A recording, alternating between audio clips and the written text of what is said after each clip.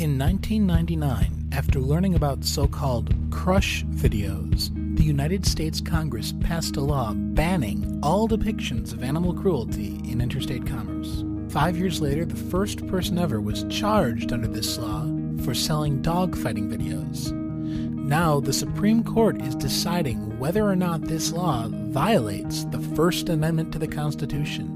What are crush videos, anyway? And how does the Supreme Court decide what rights you have? You've never heard a show quite like this. Welcome to the inaugural edition of Lex Appeal.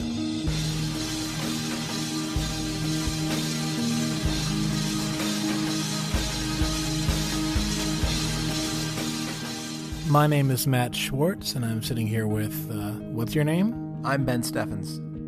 And we are going to be your guides on this journey. I'm a lawyer. I'm a lawyer. Do not hold that against us. Right. But it does explain why we may know what we're talking about. We may know what we're talking about. Or at least can pretend to know what we're talking about. Now, because this is our first show, let's just explain a little bit about what we are. At the heart of every legal decision, every case, every law, there's human drama. You see, the law is exciting and touching and soulful, but all too often, between the courthouse and your house, the law loses its luster. Well, Ben and I, we will put the Lex Appeal back into the law. What we plan to do is take issues that are in the news of the day and analyze them. Right, and unlike other law shows, we're not just going to tell you what the court decided. We're going to tell you how the court decided. At the end of the day, our goal is to make this far more accessible, because this is really interesting stuff, and it should be enjoyed and understood by everybody. Right, and most importantly, we are going to have fun doing it. So, let's get started. Ben, I have a question for you. Fire. How often do you personally derive pleasure from watching animals be crushed? Never. I don't think you understand. I'm talking about sexual pleasure from seeing small animals like gerbils crushed with spiked heels while women are moaning. All the time. Okay. Well, as often as I can. Turns out there were a lot of people like you, and Congress became aware of it, and so they decided to create a law. In 1999, the Honorable Elton Golightly of California, congressman in the House of Representatives, introduced a bill. And I just want to read some of what he said on the floor of the House when he introduced this. And also, by the way, the bill is about a pretty scary topic, so I hope you don't mind, but I think it's time to cue the scary music. I don't know if he has an accent or anything. I'm just going to give him an accent. All right. People around the country are making crush videos. These videos feature women crushing small animals with their feet while wearing spiked heels. These videos are sold nationwide to people who enjoy this type of so-called foot fetish, and sellers of the video are making millions of dollars.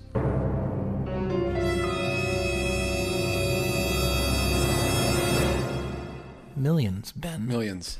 Lots of money. I don't know where he got that data. Right. Probably out of thin air. That is where most of the data is. The market is for crush videos. This is a serious problem. Thousands of these videos are being sold. Thousands of dollars are being made. Wait, he went from millions. He went from millions to thousands. Okay. We are encouraging people to profit from violating the state animal cruelty laws. This must be stopped. There's an actual exclamation point in the remarks. Yes. There it is. But it turns out that the Honorable Elton Golightly was not the only one using exclamation marks. Let's go to the audio record. During the Crime Subcommittee hearing, one of the witnesses played a short clip from one of these videos. This is former Florida Representative Bill McCollum. In it, a small animal was slowly tortured to death. let me say to my colleagues that most of those in attendance had a hard time looking at it. And I don't believe in my entire time in Congress I've ever seen anything quite like this that is as repulsive as the videotape that I had to watch a portion of. And I doubt anybody else who watched it would say anything differently. So this gives you a taste of the general sentiment on the House floor. The bill passed handily, 372 to 42. Aha. Apparently 42 sick representatives actually enjoyed watching these videos. Or something. Or maybe they knew it was a bad law. Maybe. I don't know. We'll see. So, it went to the Senate then. The Senate guy was even more up in arms about this. This is Senator Smith from New Hampshire. Mr. Smith goes to Washington and is very upset about all the cute little animals he hears are being stepped on. He provides a helpful list of the kinds of animals that get crushed. Ben, are you ready? Animal victims include... Here we go. Hamsters, kittens, puppies, Kittens and puppies. wait, and even monkeys. The Humane Society of the U.S. is the one who brought this issue to the attention of law enforcement. They say there are more than 2,000 videos that include crushing. In fact, one such business in California has named itself Step On It. One word. You're not laughing anymore. Because it's bringing it home, Ben. This is disgusting. And there was a voice vote. All in favor? Aye. 100 ayes. Really? Yeah? Really? No discussion? And boom. Done. Clinton passed it. Done. It is in the law. It is official. And I'm going to read for you the exact language of the law. Pay attention. This is very important. Whoever knowingly creates, sells, or possesses a depiction of animal cruelty with the intention of placing that depiction in interstate or foreign commerce for commercial gain shall be fined or imprisoned. Now, there's an exception to this law, and that's pretty important because that allows the court the wiggle room that it needs to find something constitutional if it's allowed for a certain purpose. And the exception here is this law does not apply to any depiction that has serious religious, political, scientific, educational, journalistic, historical, or artistic value. What's the most important word in there, Ben? Value? No. Or? No. Serious. Serious. That has serious artistic, religious value. Which, of course, is going to be impossible to define. Very subjective. Right. Mm-hmm. But after passage in 1999, a funny thing happened. The bill sat. It wasn't used to prosecute crush videos, perhaps because there weren't as many crush videos out there as people were led to believe. The years passed. 1999, 2000, 2001, 2002, 2003, and then in 2004... a man was prosecuted under this bill for selling dog fighting videos. He was convicted and sentenced to 37 months in prison. Ben, I believe you're familiar with what happened next. What did the guy do? It turns out the guy appealed. So the Third Circuit, which is in Philadelphia, the Third Circuit finds in his favor. In fact, finds that the law is unconstitutional. Really?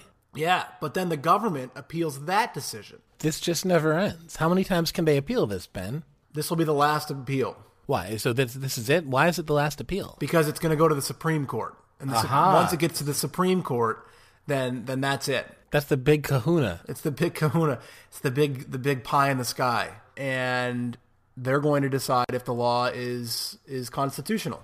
And here we are. And now Matt and I will discuss that analysis. Yes. No, wait. Hang on. Before we do the analysis, I just got to clarify this. The law was about crush videos. Congress wasn't concerned about dog fighting or any other forms of animal cruelty. Well, yeah, but they didn't, when they wrote the law, they didn't limit it to crush videos. It didn't even say crush videos. So based on the words, it can be applied to all kinds of different stuff. But that's all they talked about when they were discussing this law and talking about what it was going to be used for. Crush videos is all they had in mind. Listen for yourself. This was the physical and actual crushing, as they are called, crush videos of kittens and hamsters and birds taped to the floor while women with high heels are crushing these. All we see is the feet and the hands of these people crushing these small animals. But we can't identify these people, but we can identify who's selling them. And even if some representatives had doubts, 372 representatives were assuaged by words such as this. First, let's be clear as to what this legislation will not do. It will in no way prohibit hunting, fishing, or wildlife videos. It will only prevent the interstate trafficking of videos that feature people crushing small animals to death with their feet. You hear that, Ben? Congressman Lamar Smith of Texas assured us that this legislation would only touch crush videos. Well, that's interesting, Matt, considering the bill itself says nothing about crush videos whatsoever. So why don't we take a closer look at the language in the law? That sounds like a fine idea to me, Ben. Here's what the law says. And it's specifically, we're going to talk about what the term depiction of animal cruelty is defined to mean. Mm-hmm. It means any visual or auditory depiction, including any photograph, motion picture film, video recording, electronic image, or sound recording of conduct in which a living animal, here's the important part. Give it to me. In which a living animal is intentionally maimed, mutilated, tortured, wounded, or killed, if such conduct is illegal under federal law or the law of the state in which the creation, sale, or possession takes place. Okay, wait, Ben. So the words are maimed, mutilated, tortured, wounded, or killed? Yes. Ben, for a law intending to ban crush videos, you'd think they'd use the word crushed.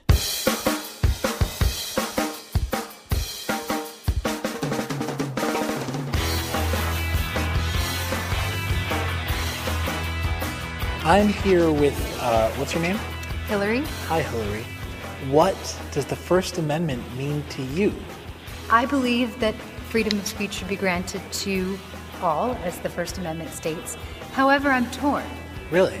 Yes, because I do think that in some cases it's not a good thing, as in groups like the KKK, or groups that perpetuate hate. But I think as a supporter, I have to support it 100%, no matter if I agree or disagree with who's saying what. Even the KKK? Well, obviously I don't agree with the KKK, but it's tough. I am a supporter of the First Amendment. I relish in it. I'm glad that we have it in our society, but it can be tough to make the calls. These are hard questions. These are hard philosophical questions. Yes, yes. It's a good thing you're not a judge, huh? It's a really good thing, yeah.